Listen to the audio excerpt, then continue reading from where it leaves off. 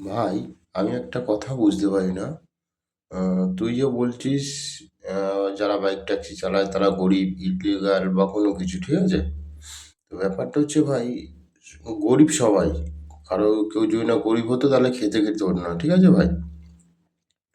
তো ব্যাপারটা হচ্ছে ভাই যে আহ, তুই বলছিস যারা বাইক ট্যাক্সি চালায় তারা রেপিস্ট। হ্যাঁ, ঠিক আছে ভাই।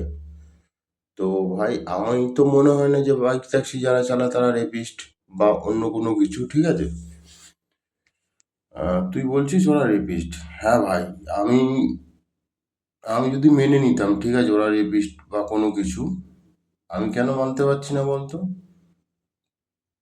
কটা ছেলে ভোরবেলা, সারা রাত সারা দিন, ঝড় বৃষ্টি, রোদ, দুপুরবেলা নেই, এই নেই সেই নেই, ভাই কোনো না কোনো সময় তোর বাড়ির কেউও র্যাপিডোতে যায়। বাড়িতে গিয়ে ভালো করে খোঁজ নিস, যে তোর বাড়ির বা তোর পাশের বাড়ির সকালবেলা বাচ্চারা স্কুলে যাবে বলে যে ছেলেরা ভোরবেলার থেকে বাড়ির থেকে বেরিয়ে সারা রাত কাজ করে, কাজ করার পরে যে একটা প্যাসেঞ্জারকে কিভাবে বা একটা একটা লোককে বা একটা বাচ্চাকে কিভাবে স্কুলে ছাড়বে, সেই ছাড়াতে সে যদি রেপিস্ট হয় তাহলে তুই রেপিস্ট। হ্যাঁ, তাহলে তুই বলতে পারিস হ্যাঁ ও রেপিস্ট। যখন কোনো এমার্জেন্সি মেডিসিন ডেলিভারি হয় বা কোনো কিছু হয়, আজকে তুই র্যাপিডো বা যারা বাইক ট্যাক্সি চালায় তাদেরকে নিয়ে বলছিস, ঠিক আছে? কালকে তুই একটা অন্য কাউকে বলবি, সুইগি জোম্যাটোর পিছনে পড়ে যাবি বা অন্য কারোর পিছনে পড়ে যাবি। আচ্ছা ভাই, আমাকে একটা কথা বল, 2010-11 কি 12-তে সামথিং এরকম, ভাই এরকম কোনো কিছু একটা হবে যখন ওলা উবের বা কোনো কিছু চার চাকা ক্যাব কলকাতায় এসেছিল, তখন কি করে নিয়েছিলিস ভাই? ওরাও তো তোদের ভাড়া মেরেছিল না? আর তোর একটা পার্টিকুলার একটা রুট আছে, ঠিক আছে? তোর একটা পার্টিকুলার রুট আছে। আমার মনে হয় না ভাই যে বাইক ট্যাক্সিওয়ালারা তোর ভাড়া মেরে খাচ্ছে, ঠিক আছে?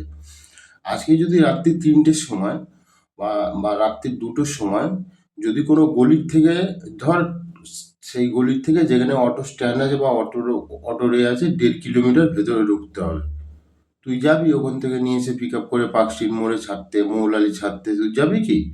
তুই যাবি না। তুই কোথায় যাবি? তোর একটা পার্টিকুলার রুট আছে। তাহলে ভাই, না জেনে শুনে কেন কিসের জন্য বলছিস? আর এই যে বলছিস ইল্লিগাল, আরে ইল্লিগাল তোর মনে হচ্ছে এটা ইল্লিগাল, সরকারকে মনে হচ্ছে না ভাই যে এটা ইল্লিগাল। সরকারের কাছে এটা ইল্লিগাল না ভাই।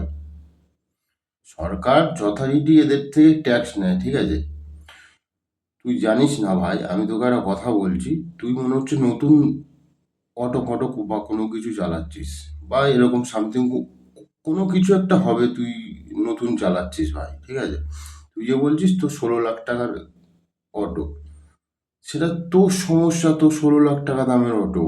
আমাদের ওটা সমস্যা নয় ভাই, যারা বাইক ট্যাক্সি চালায় তাদের সেটা সমস্যা নয়, ঠিক আছে?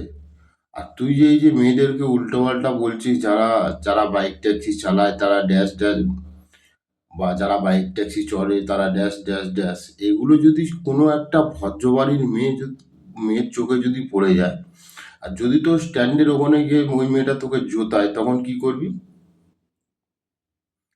তখন তোর কাছে কোনো জবাব আছে? আন্দোলন করছিস, তোর আন্দোলন, তোর সংবিধানে একটা অধিকার, তুই আন্দোলন করতে পারিস, তুই কর, তাতে কারোর কোনো সমস্যা নেই ভাই। তুই আন্দোলন কর। তুই রোজ সরকারকে গিয়ে ডেপুটেশন জমা দে, তোদের ইউনিয়ন থেকে গিয়ে ডেপুটেশন জমা দিক। তুই যে বলছিস না, আমি আমি অটো কিনেছি ট্যাক্স দিয়ে, এই কিনেছি, ওই করেছি সেই করেছি। যারা 2 লাখ টাকা দামে বাইক কেনে তারাও 22,000 টাকা 25,000 টাকা ট্যাক্স দিয়ে তারপর বাইক কেনে। বাইকটা ফ্রি ফান্ডেড ট্যাক্সে আসছে না, বুঝলি? মাথায় কি গোবর, বা সকালবেলা কি গাঁজা খেয়ে বেরাস নাকি ঘর থেকে, না অন্য কিছু খাস, কোনটা? আমার তো মনে হচ্ছে সেইটা। ভালো করে তোদের অটো স্ট্যান্ডের ইউনিয়নে সবাইকে ভালো করে জিজ্ঞেস করিস যে কোনটা ইল্লিগাল কোনটা লিগাল। বা কোনো একটা তোর বাড়ির পাশে কেউ যদি র্যাপিডো বাইক ট্যাক্সি চালায়, তাকে গিয়ে বলবি যে ভাই এরকম এরকম ব্যাপার, তোদের কত করে ট্যাক্স কাটে গভর্নমেন্টে, ওকে জিজ্ঞেস করবি, ও তোর মোবাইলটা খুলে তোকে দেখিয়ে দেবে কত পার্সেন্ট ট্যাক্স কাটে, বুঝলি?